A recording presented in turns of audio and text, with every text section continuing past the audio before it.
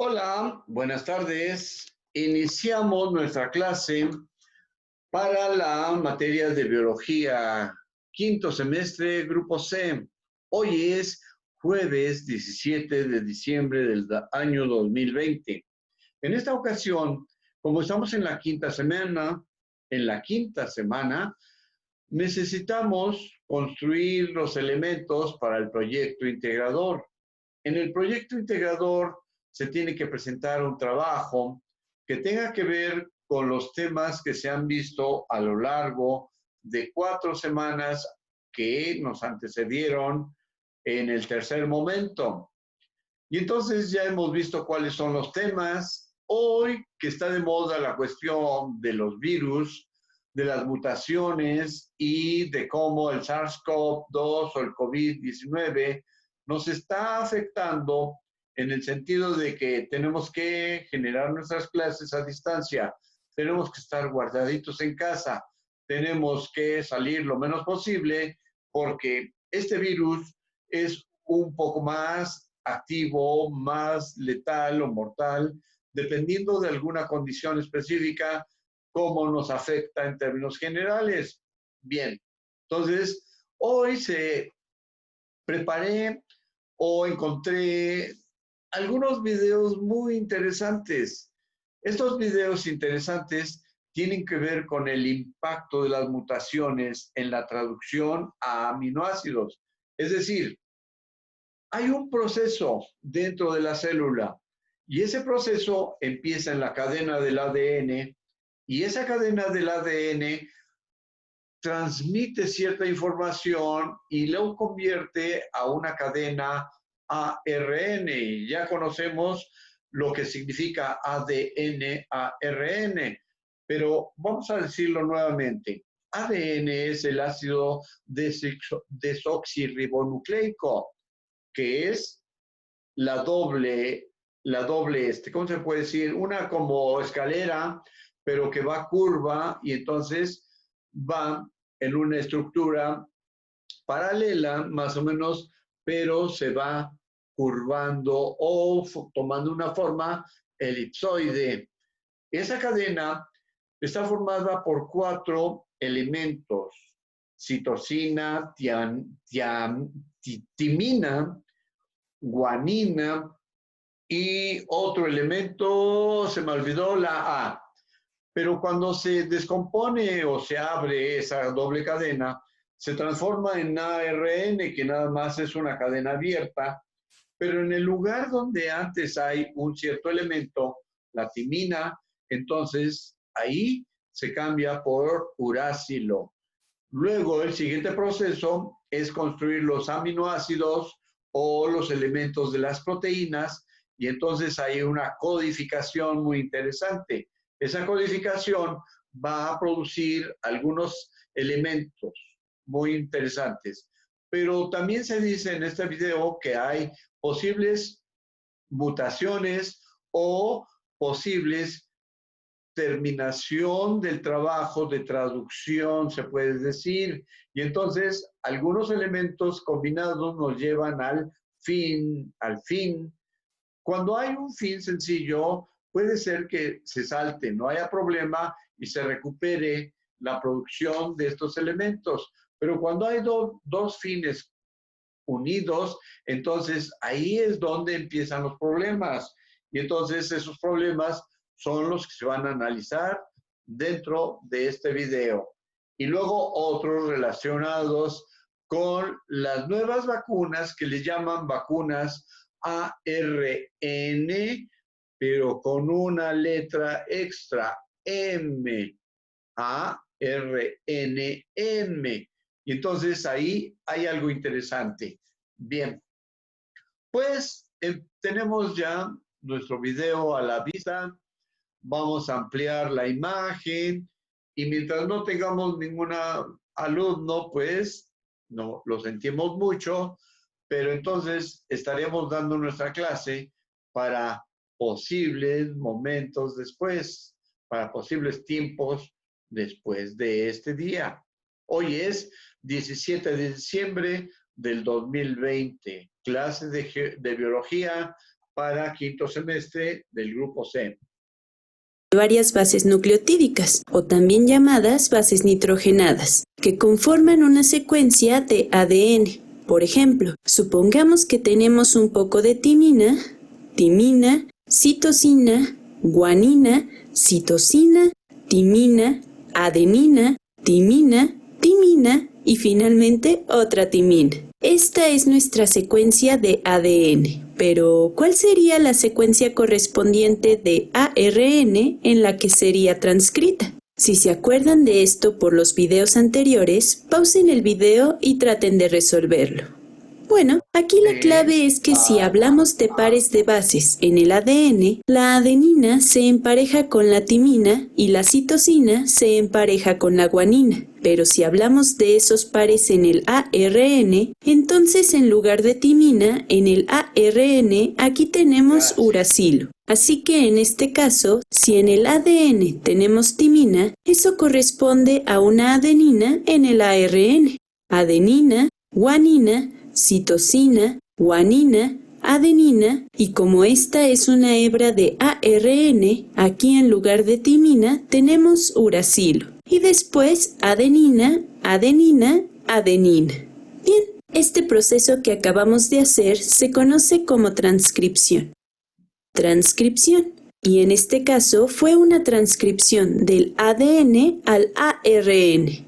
Ahora, si hablamos de todo el proceso en el que toda esta información tiene un efecto en el cuerpo, el siguiente paso es partir del ARN y traducirlo a una proteína. Eso lo podemos hacer como vimos en videos anteriores. Es decir, si agrupamos 3 bases, se forma un codón, que lo que hace es codificar para un aminoácido en particular. Para saber para qué aminoácido se hace la codificación, podemos ver una tabla de código genético. Se encontrarán con diferentes tipos de tablas, pero esta es la más común. Entonces, vamos a ver. En este caso, nuestra primera letra es A, la segunda también es A y la tercera es G. Entonces, la primera letra es A, la segunda letra es A, así que nos encontramos en esta celda. Y la tercera letra es G. Por lo tanto, traduce al aminoácido lisina, que se abrevia como LYS. Esto quiere decir lisina.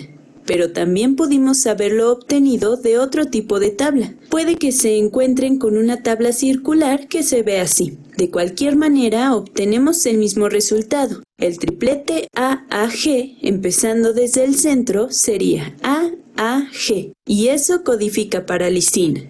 Bien, ahora vamos con el siguiente codón. Si ustedes se sienten emocionados como yo, los invito a que pausen el video y continúen traduciendo esto. El siguiente codón es CGA. Entonces, CGA codifica para arginina. Y después tenemos UAA.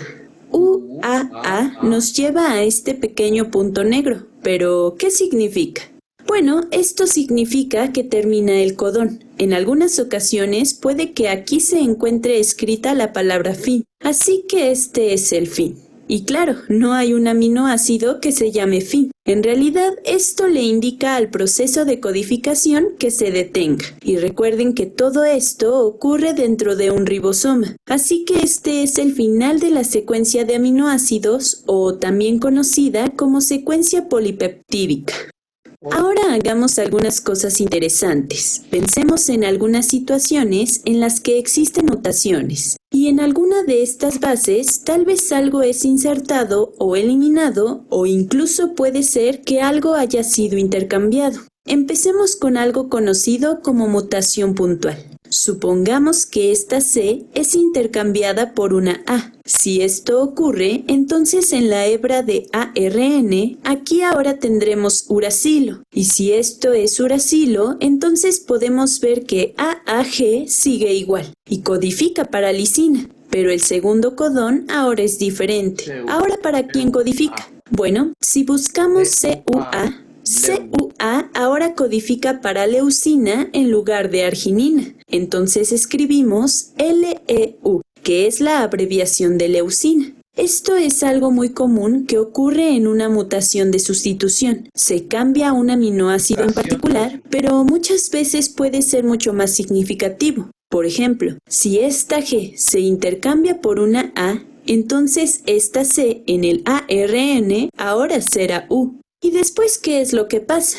El primer codón sigue codificando para lisina, pero el segundo ahora es UGA. UGA. Y esto indica el fin, así que el proceso de codificación actual se detendría, lo que sería un gran problema porque si esta secuencia de ADN, o mejor dicho, si el polipéptido no mutado tuviera que continuar y de pronto aquí se detiene antes de que miles de otros codones puedan terminar, eso afectaría significativamente a la proteína para la que se está codificando. Ahora, otro tipo de mutación que comúnmente tiene un efecto significativo es la mutación con desplazamiento del marco de lectura, que es donde algo que es insertado o eliminado lo cambia todo. Por ejemplo, en lugar de que A sustituyera a G, ¿qué pasaría si A fuera insertada aquí? Bueno, ahora nuestra secuencia se vería así: TTC. Después tenemos A y después GCT. A, T, T, T. Entonces, esta era nuestra secuencia original, pero la A fue insertada aquí. Esta vez no reemplazó a G, y por lo tanto, cambia todo lo que tenemos hacia la derecha. Bien, en este caso, ¿cómo es que entra un elemento nuevo en la cadena del ADN? ¿Cómo es? Bueno, puede ser que entre por alguna falla, alguna situación externa, una inyección o se haya sometido a algo externo que daña ese proceso de la cadena del ADN. Y entonces, en lugar de que aparezca, más bien ahí no había A, pero entonces de repente la A, que es la adenina, introduce al ADN, se introduce y cambia el proceso de transcripción. Y entonces el ARN cambia y tiene una mutación. ¿Cómo nos quedaría ahora? Si transcribimos al ARN, ahora nos quedaría AAG, UCG, AUA, A, en donde el primer codón sigue codificando para lisina. Ya lo hemos visto muchas veces, pero ¿qué me dicen del segundo codón? Bueno, el segundo codón ahora es UCG. UCG ahora nos lleva a serina. Tenemos un aminoácido diferente. Aquí lo más interesante es que no solo cambia un aminoácido, sino que sigue ocurriendo. Aquí podemos ver que tenemos AUA y AUA nos lleva a la isoleucina. Isoleucina, que es muy diferente de lo que teníamos antes, porque ahora ya no tenemos un codón que ponga fin a la codificación. Así que una mutación con desplazamiento del marco de lectura, en donde insertamos o eliminamos algo, hace que toda la cadena cambie y puede provocar un impacto grave en lo que eso transcribe y después codifica.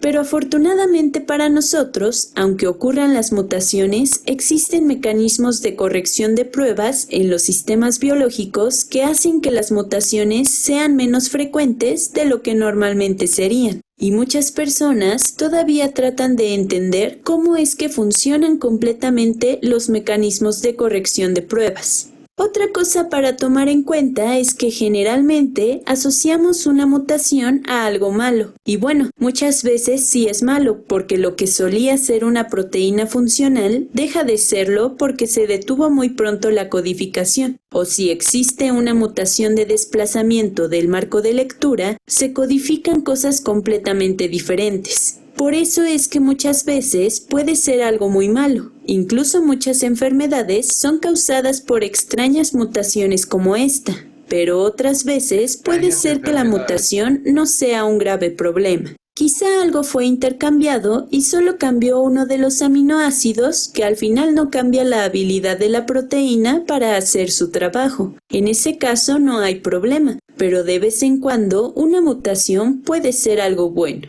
De hecho, necesitamos que ocurra la mutación para que exista variación en una población, y gracias a la variación es que se da la selección natural y la evolución. Si no existiera la variación, entonces no tendríamos las diferentes cosas que se seleccionan de los distintos medioambientes, y con el tiempo no tendríamos un cambio gradual. Espero que ahora puedan tener una mejor idea sobre la transcripción y después la traducción. Voy a escribirlo. Aquí ocurre la transcripción de ADN a ARN y aquí se da la traducción. Traducción del ARN a proteína. Aquí pudimos darnos una idea de cómo funciona, cómo usar estas tablas de código genético, pero también vimos el impacto que una mutación puntual o una mutación de desplazamiento del marco de lectura puede tener en la proteína para la que se codifica. Nos vemos en otro video. Muy bien, muy bien. Ese proceso de traducción, transcripción, es muy importante porque es la cuestión de cómo se producen las proteínas que más tarde van a alimentar a todo nuestro organismo. Ya sabemos que cada cromosoma se compone de una molécula de ADN muy larga, toda enrollada en sí misma. Este video lo vimos ayer y hoy vamos a ver algo relacionado con la cuestión de la vacuna. ¿Cómo funcionan las vacunas del ARNM? En este caso, ARN ya sabemos que es el proceso de la traducción, de la transcripción del ADN al ARN, pero ahí hay 3 etapas intermedias antes de producir las proteínas. Y entonces, cuando se producen las proteínas, ya hay un trabajo específico de la forma de transformación, ¿de acuerdo? Bien, en este caso, las vacunas utilizan este proceso intermedio, o la gente, los que hacen las vacunas, utilizan este proceso intermedio para que ahí suceda algo dentro de los virus o algo dentro de las células. Ese algo que está produciéndose dentro de la célula sea lo que nos cure o lo que nos altere o lo que nos afecte. ¿De acuerdo? Bien, entonces vamos a ver cómo funciona esto. Biomedica Patient Education Videos. Vacunas ARNM. Los científicos están buscando mejores maneras para protegernos de las enfermedades. Entre las herramientas más recientes se encuentran las vacunas ARNM o ARN mensajero. Estas nos ofrecen una nueva forma de ayudar al cuerpo a defenderse de los gérmenes. Aquí le mostramos cómo funciona. En primer lugar, veamos cómo son las vacunas tradicionales. Muchas de las vacunas de las que dependemos utilizan una versión débil, muerta o parcial del germen contra el que luchamos. Cuando usted recibe esta vacuna, su sistema inmunitario responde. Produce moléculas especiales llamadas anticuerpos para combatir el germen. Posteriormente, si el germen vivo ingresa a su cuerpo, usted tendrá los anticuerpos necesarios para combatirlo. Las vacunas ARNM funcionan de manera diferente. No contienen ninguna fracción del germen real. En su lugar, contienen un pequeño fragmento de código genético elaborado por científicos llamado secuencia de ARN mensajero. Cuando se administra, induce a sus células a producir una proteína especial que se ve como una parte del germen. El sistema inmunitario reacciona entonces produciendo los anticuerpos necesarios para combatir el germen. ¿Las vacunas ARNM son seguras? Sí. Una secuencia de ARN mensajero no modifica el código genético del paciente. Únicamente le da instrucciones a su cuerpo para que produzca proteínas especiales que desencadenen su respuesta inmunitaria. Una vez que se han producido estas proteínas, sus células desechan las instrucciones. Asimismo, las vacunas ARN mensajero deben pasar por las mismas pruebas que todas las demás vacunas para demostrar que son seguras y eficaces. Si desea más información sobre las vacunas ARNM, consulte con su médico. Y esas vacunas son las que vienen en camino para la cuestión del COVID-19. Pero ya hay algunas formas de mencionar que no. Ya sabemos este DAI. Bien, ya lo sabemos. Oh.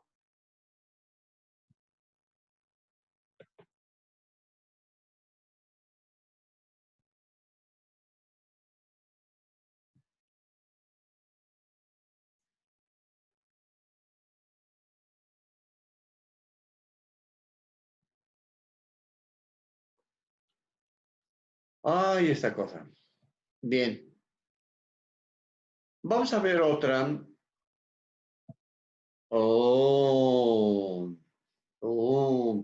Bien, vamos a ver otro video. Las mutaciones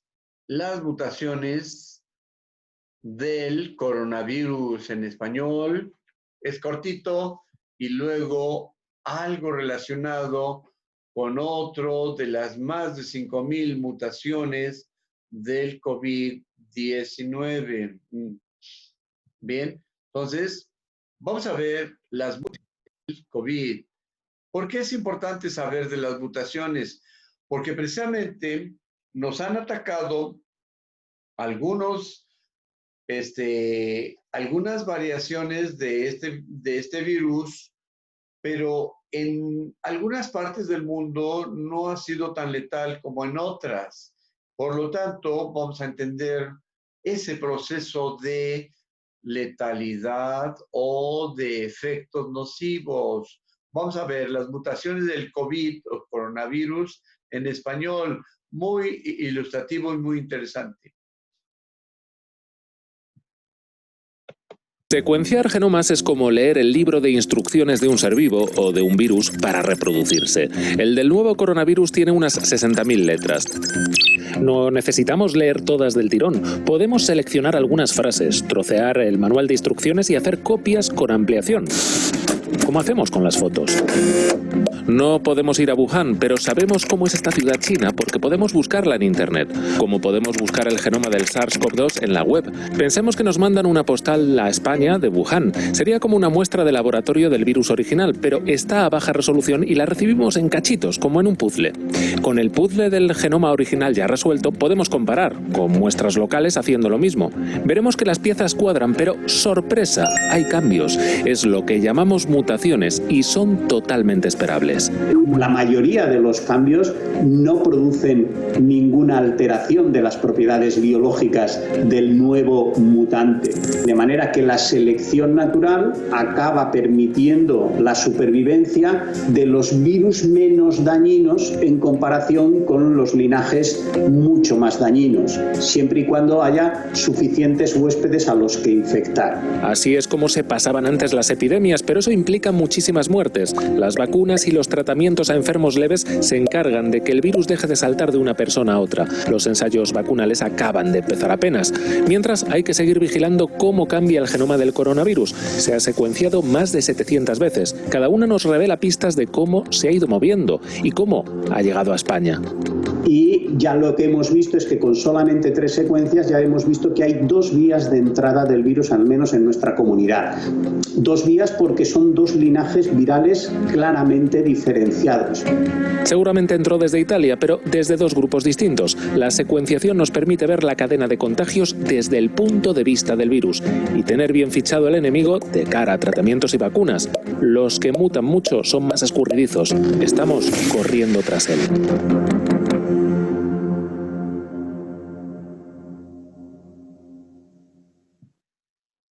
Estamos corriendo tras él, dice el presentador. Bien. Y por lo tanto, vamos a ver otro video interesante en el sentido que explica de una manera más amplia y hasta nos ofrece un mapa mundial de cómo el COVID-19 apareció en diferentes países, se amplió o se reprodujo más rápido que en otras partes, pero no siendo la misma variación. Es decir, este virus, el SARS-CoV-2 o el COVID-19, es un virus que no está tranquilo, que no está quieto, que de acuerdo a ciertas condiciones que todavía no se han estudiado, ha variado, se ha mutado y entonces en la mutación aparece hasta, bueno, han hecho el estudio, aparece el lugar donde ha mutado y donde se ha clasificado de manera diferente. Y entonces esta mutación tiene que ver con la cuestión de este asunto en particular. Vamos a verlo de otra manera. Ahorita permiten. Primero le vamos a dar para compartirlo. Y ya después de compartirlo, pues le vamos a dar la característica para que se amplíe. Bien, entonces.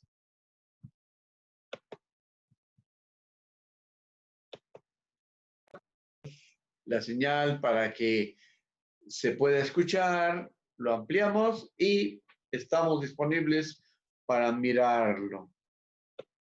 Este está muy interesante porque nos va a dar más información que otros. Seguramente sabrás que el SARS-CoV-2 ha afectado a cada país y persona de distintas formas. Algunas personas son asintomáticas, otras levemente sintomáticas y algunas manifiestan toda la severidad de la enfermedad. Pero lo más curioso es que el virus tiene más de 5.000 mutaciones que podrían explicar estas diferencias. Para entender estas diferencias necesitamos saber cómo empieza todo. En el interior de cada coronavirus se encuentra un paquete de instrucciones de cómo fabricar nuevos virus. Este paquete se llama genoma y está codificado con las letras A, C, G y U. El genoma de este virus tiene aproximadamente 30.000 de esas letras. A comienzos de enero, los científicos chinos fueron los primeros en secuenciar todo el genoma del virus. Aquí en la descripción te dejamos el código genético por si quieres pasar a verlo. Ese código genético es el que nos ha servido para rastrear el virus en todo el mundo. Pero, ¿qué rayos? En medio de esta pandemia, aún hay muchas preguntas que los científicos todavía no han conseguido responder. Una de las incógnitas es cómo va a evolucionar el coronavirus, si va a tener mutaciones que lo hagan más o menos peligroso para los humanos. Aunque sepamos poco sobre el coronavirus, la ciencia ha ido acumulando muchísimo conocimiento sobre los virus desde que el primero fuera identificado en 1892. Sabemos por qué evolucionan y cómo lo hacen, y eso puede dar pistas a los científicos sobre el curso que va a tomar el SARS-CoV-2. Igual que nosotros. Vamos a ver dónde está, quién está. Ahí, creo. El COVID-19, ¿cómo mutan? Este es otro que vamos a ver un poquito más tarde. Por el momento, ahorita lo vamos a dejar tranquilito. Son videos cortos que, pues, de interés amplio. Entonces, continuamos con este. Es decir, pequeños cambios en algunas de las 30.000 letras que mencionamos. Estos errores pueden hacer que el virus deje de ser infectivo y se autodestruya, o que lentamente empiece a acumular más mutaciones hasta que su genoma sea diferente al del virus inicial. El mejor ejemplo se da cuando el virus pasó de la provincia de Wuhan a la de Guangzhou, a mediados de febrero, donde ya acumulaba 3 mutaciones. Siguiendo estas mutaciones, una a una, podemos reconstruir y saber de dónde vino exactamente exactamente el virus y cómo se ha diseminado a lo largo del mundo. Si quieres ver en tiempo real un mapa con la diseminación del virus con base en las mutaciones, puedes visitar la página de NextStrain, que es un proyecto libre que analiza los genomas del virus para entender mejor la pandemia. Para comienzos de marzo del 2020, los estudios señalaban que había al menos dos grupos grandes de SARS-CoV-2, el S, o ancestral, el cual se estima que inició esta epidemia alrededor de noviembre del 2019, y el L, el cual es más agresivo y se ha diseminado por el mundo. Para finales de marzo de 2020, cuando ya el virus infectaba a más de 400.000 personas, ya se contaba con el análisis de más de 250 genomas alrededor del mundo. Es importante aclarar que cuando se analizan estos genomas, puede que dos virus tengan mutaciones completamente distintas, pero se comporten exactamente igual. Así que necesitamos un método que pueda agrupar esos genomas con el fin de determinar qué mutaciones son más frecuentes en determinadas regiones y si esos grupos son más agresivos. Este método se llama árbol filogenético. Aquí podemos ver un árbol filogenético. El círculo del centro representa el genoma del primer coronavirus aislado en Wuhan, y cada círculo pequeño representa un nuevo coronavirus con un genoma mutado. Luego se le agregan colores para definir en qué país se encontró cada virus. Pero, ¿para qué rayos sirve esto? Pues en la medida en que hemos ido recolectando más y más genomas, se han ido obteniendo conclusiones bastante interesantes. Por ejemplo, gracias a estos mapas, hoy sabemos que el coronavirus con la mutación en la letra 11.083, en donde... Con la letra 11.083, esa es una forma de clasificar y darle un color para especificar qué tan agresivo es. Se cambia la letra G por la T, produce enfermedad más severa. Lo más curioso es que el coronavirus con esta mutación se ha aislado con mayor frecuencia en Europa. Y la pregunta es, ¿podrías explicar el alto número de muertes en Italia y España?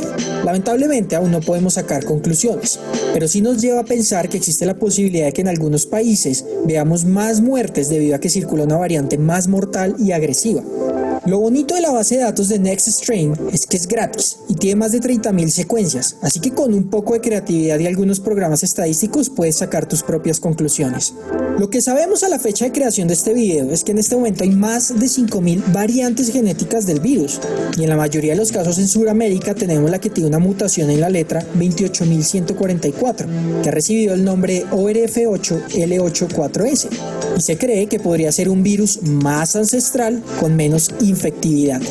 Sin embargo, también tenemos en Sudamérica el coronavirus que tiene una mutación en la letra 17.747 que ha recibido el nombre P5828L, el cual ha causado un gran número de casos en Estados Unidos. Al final, ¿qué significa esto? Significa que estamos luchando contra un virus que en tan solo 5 meses ha mutado su código genético más de 5.000 veces y que es imperativo conocer las variantes más frecuentes para desarrollar medicamentos y vacunas que ataquen al virus donde casi no tiene mutaciones. Con el pasar del tiempo tendremos más y más investigaciones que nos ayudarán a entender mejor el virus y así poder mejorar en todas las decisiones que se toman día a día.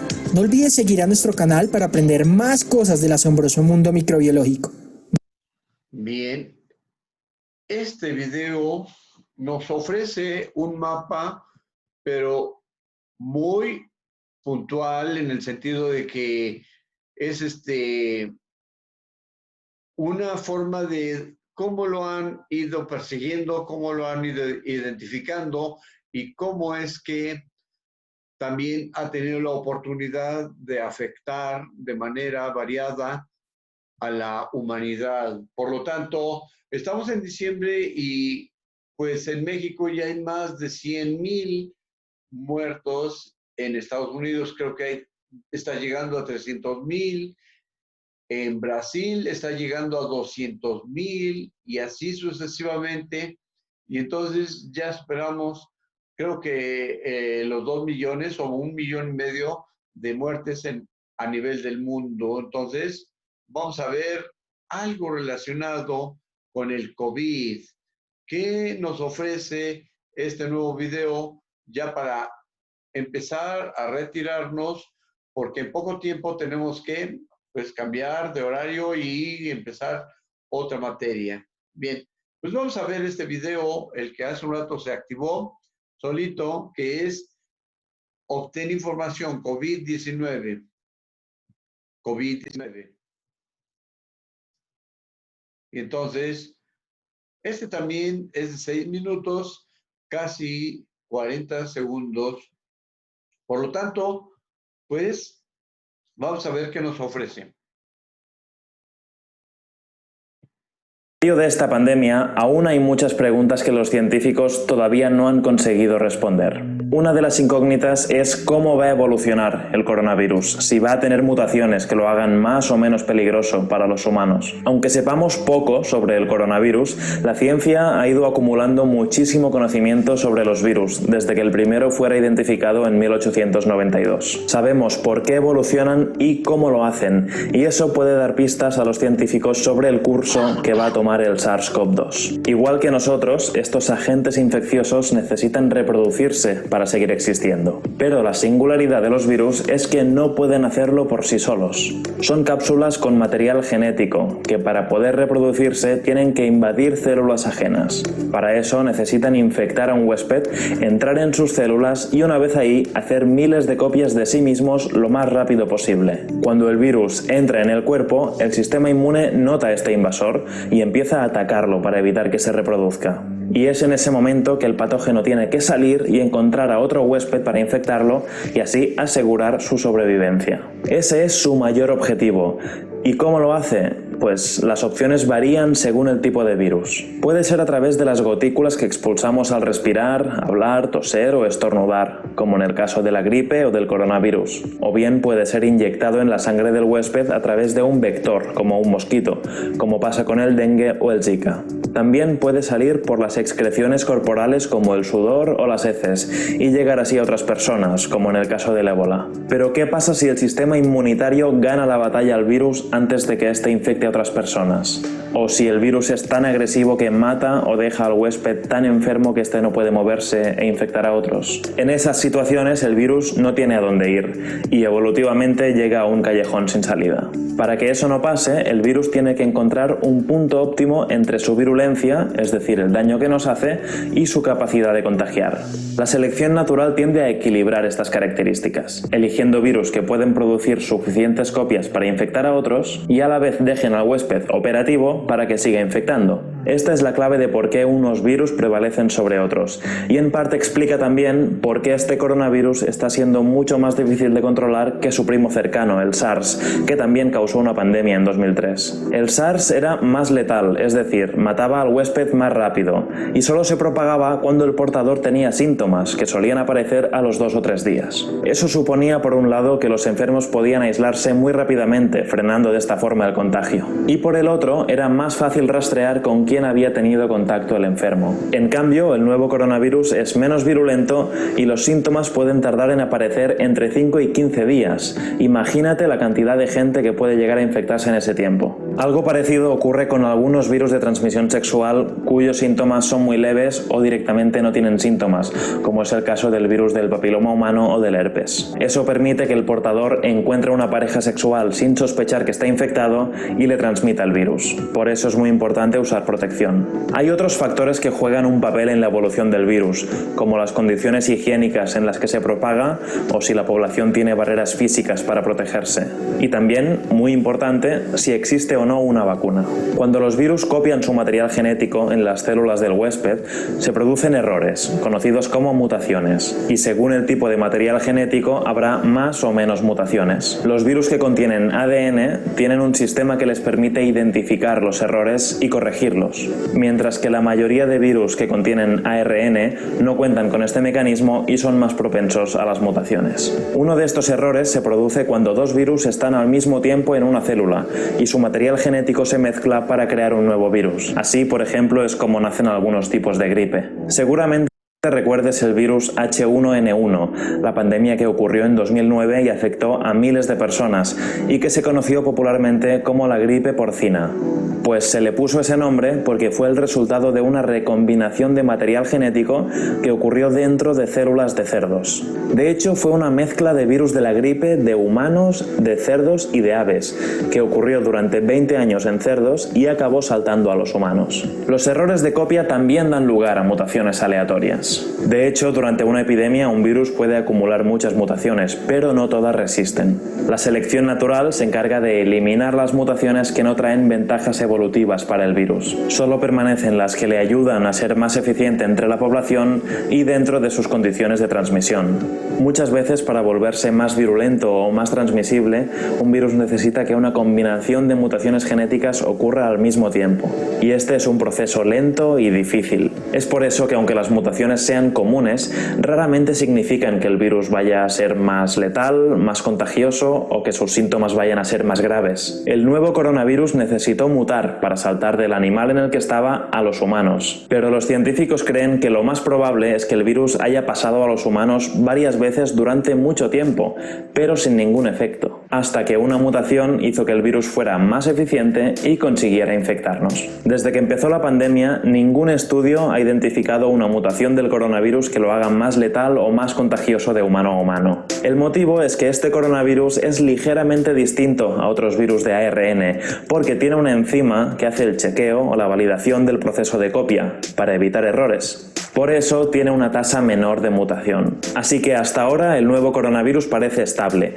Y eso es una buena noticia, porque si no hay mutaciones importantes, hay más probabilidades de que una vacuna nos pueda proteger. Los científicos también creen que con el tiempo, la selección natural puede hacer que el SARS-CoV-2 sea menos virulento y más contagioso. O sea que con el tiempo quizás se parezca más a otros coronavirus que circulan y que solo causan gripes comunes. Pero hasta que eso ocurra, el SARS-CoV-2 ya habrá dejado una marca importante en la historia de la ciencia y de la humanidad. Gracias por ver este video. Si te ha gustado, te recuerdo que en nuestro canal vas a encontrar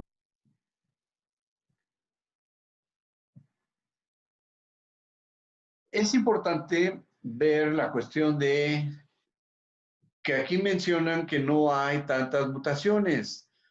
Sin embargo, pues en el video anterior, vimos que están mencionando más de 5,000 mutaciones. Entonces, el problema es que no se sabe cuándo se produjo este video, no se sabe si quien lo produjo está capacitado para mencionar o para hablar de los aspectos técnicos, y pues lo vamos a dejar ahí, ¿no? Como una forma, pues, de información general, con su situación de que la confiabilidad sea relativa. En ese sentido, es como debemos tomar en cuenta que las fuentes de información, algunas fuentes de información, tienen más validez que otras cuando tienen cierto reforzamiento de la información de los medios, de cómo tomaron en cuenta la información previa o los análisis, etcétera. En el video anterior se mencionaba la línea de cambio, el número que estaba referido a esa variación del coronavirus, pero aquí menciona que es más estable, y al ser estable, puede ser que en el futuro pues sea tan tranquilo como un virus general que solamente produce una gripe sencilla. Sin embargo, en ese tiempo, diciembre del 2020, pues la letalidad o la mortalidad que está generando ha regresado a niveles de cuando en junio o abril o al principio hizo efectos muy, muy incómodos a nivel mundial.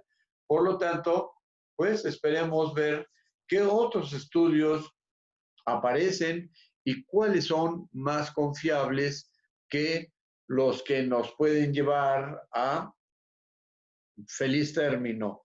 Por lo tanto, hoy pues hemos visto algunos de los virus o algo relacionado con la producción de proteínas y cómo la vacuna que le llaman vacuna ARNM, M mensajero, es decir, en la etapa de mensajería, porque hay uno que es la entrada, el mensajero, luego hay otra etapa, ahorita no me acuerdo, y finalmente la etapa de salida o exit. Por lo tanto, producen la vacuna en el proceso de ARN a proteína, y entonces cuando eso sucede, toman ciertos aspectos del virus cuando está en proceso de mutación para producir proteínas, para poderse, ¿cómo se puede decir?, copiar y multiplicar.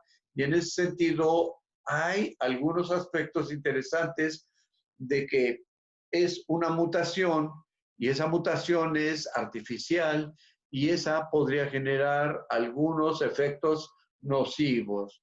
Por el momento, pues es todo. Nos vamos a retirar, y hoy no hay alumnos, no hay preguntas, no hay observaciones ni resumen, y lo dejamos de ese tamaño. Vimos algunos videos que nos llevaron poco a poco a la cuestión de saber cómo se comporta el virus, qué tipo de alternativa hay, cuántas mutaciones ha habido, etcétera, y hemos hecho un recorrido más o menos interesante alrededor del COVID, SARS-CoV o del coronavirus. Bien, pues no hay más que decir. Terminamos nuestra proyección. Gracias y hasta luego.